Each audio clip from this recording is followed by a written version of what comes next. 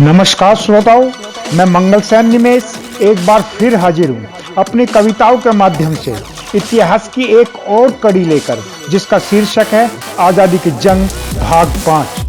श्रोताओं, भारत का प्रथम स्वतंत्रता आंदोलन का इतिहास 1857 में मंगल पांडे द्वारा गाय और सुअर की चर्बी वाले कारतूस चलाने से मना करने पर उपजे सैन्य विद्रोह से जाना जाता है और मंगल पांडे को स्वतंत्रता आंदोलन का प्रथम शहीद बताया जाता है। मगर मंगल पांडे से 80-90 वर्ष पहले भी अनेकों वीर सपूत अंग्रेजों के विरुद्ध संघर्ष और लड़ाई लड़ते लड़ते देश के ऊपर बलिदान हो गए।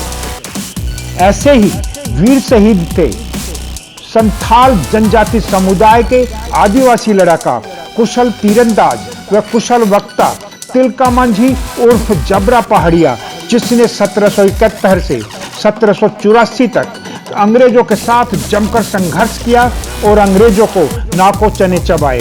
वह अंत में हंसते हंसते लड़ाई लड़ते हुए वीर गति को प्राप्त किया।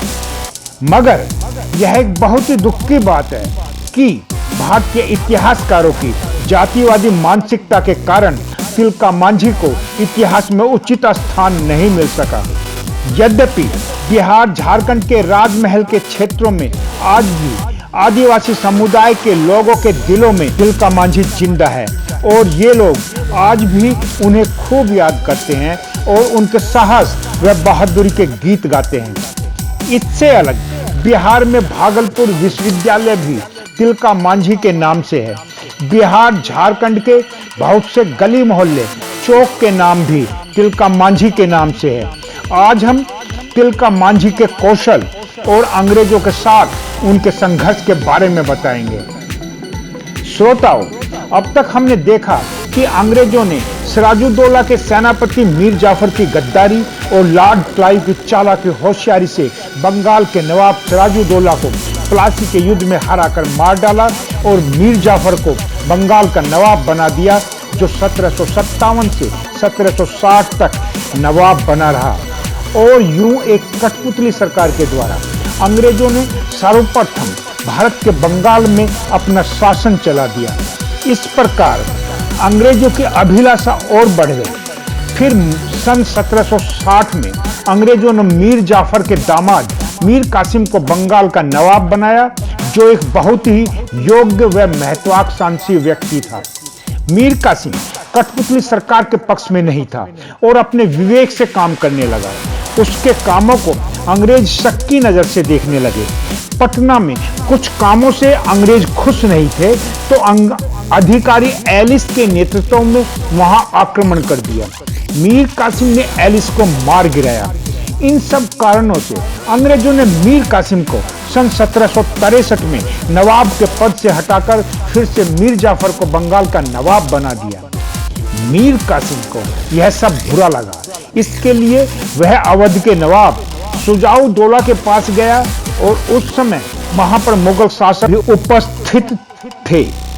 इनके विचार विमर्श के बाद इन तीनों ने मिलकर अंग्रेजों के विरुद्ध युद्ध करने को ठान लिया, जिसका पटाक्षेप 1764 में बक्सर के युद्ध द्वारा हुआ। इस युद्ध में अंग्रेजों ने इन तीनों को हरा दिया और अंग्रेजों की जीत हुई। इसके बाद अंग्रेजों और शुजाउद्दौला व मुगल शासक के मध्य इलाहाबाद की संधि हुई, जिसके द्वारा हरजाना आदि लेने से अलग बंगाल, बिहार और उड़ीसा पूर्ण रूप से अंग्रेजों को मिल गया। इस प्रकार बक्सर के युद्ध द्वारा अंग्रेजों ने अपनी राजनीतिक शक्ति को भारत के अंदर चारों तरफ स्थापित कर लिया। अब अंग्रेज चारों तरफ भारतीयों के ऊपर तरह तरह के अत्याचार करने लगे। श्रोताओं, इस वीडियो में हम 1771 से 1785 तक संथाल जनजाति समुदाय के आदिवासी लड़ाका तिलका मांझी उर्फ जबरा पहाड़िया के कौशल के बारे में बताएंगे। लो प्रस्तुत है आजादी की जंग भाग 5। जुल्म सितम अपमान को सहते जनता का खून खोल रहा था। चलो फिरंगी भारत छोड़ो, बच्चा बच्चा बोल रहा था। 1757 में ईस्ट इंडिया कंपनी ने प्लासी का युद्ध जीता था। संधि कर बंगाल में कर मुक्त व्यापार का पक्का खाका खींचा था। फिर सन 1764 में बक्सर के संग्राम में लगा पलीता था। अंग्रेजों ने समर जीत पूरे बंगाल का किया फजीता था। लगातार 2 युद्ध विजय ने ब्रितानी ताकत को बढ़ा दिया था। भारत में अपनी सैन्य क्षमता को श्रेष्ठ करके दिखा दिया था।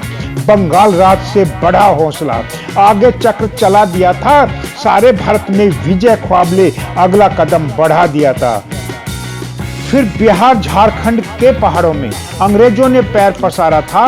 जल जमीन जंगल का दोहन कर कर सबको मारा था। सब संसाधन लूट लूट कर जनता को दुत्कारा था।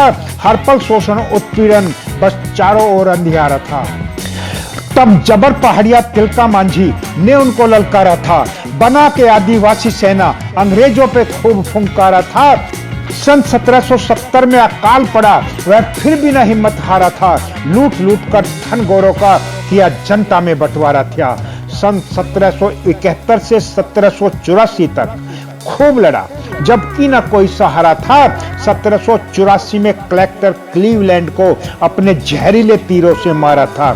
कांप उठे अंग्रेज, बना भारत में अजब नजारा था। कर कर गुरिल्ला युद्ध को उसने उनका भूत उतारा था। जो सामंत साहूकार थे उनको भी धिक्कारा था। तभी एक पहाड़ी सरदार बना गद्दार मांझी से किया किनारा था।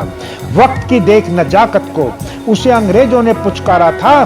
पल पल की खबरें देना वो बन गया उनका हरकारा था। गद्दारों की गद्दारी से पल पल सबका मन डोल रहा था। चलो फिरंगी भारत छोड़ो बच्चा बच्चा बोल रहा था। गद्दारों ने धोखे से मांझी को घेर फंसाया था। खाने पीने की रसद रोक उसकी सेना को फड़काया था। घिर कर भी मांझी डरा नहीं, फिर साहसी कदम बढ़ाया था। गोरों से डटकर करी लड़ाई, बिल्कुल नहीं घबराया था। यूं तिलका मांझी पकड़ा गया, उसे घोड़ों से बांध कर खिंचवाया था। फिर अंग्रेजों ने जी भरकर तिलका को खूब तड़पाया था। 13 जनवरी 1785 को वट वृक्ष पे फांसी लटकाया था। मरते दम आंखें लाल रही, गुस्सा आंखों में छाया था। भारत में सबसे पहले जिसने गोरों को धमकाया था वह तिलका मांझी वीर ही था, जिसने विद्रोह का बिगुल बजाया था। हंसते हंसते फांसी झूला और अपने जज्बे को दिखलाया था। तदंतर हजारों लड़ाकों ने आदि विद्रोह को आगे बढ़ाया था। तिलका मांझी की मृत्यु ने विद्रोह ज्वाला को ऐसे सुलगाया था, गोरों से लोहा लेने को पग पग माहौल गरमाया था। सारे पर्वतीय अंचल में फैला मांझी का साया था। जान हथेली पर रखकर मांझी का कृत्य दोहराया था। अंग्रेजों की ताकत को जन जन चुपके से तोल रहा था। चलो फिरंगी भारत छोड़ो बच्चा बच्चा बोल रहा था। जय हिंद, जय भारत।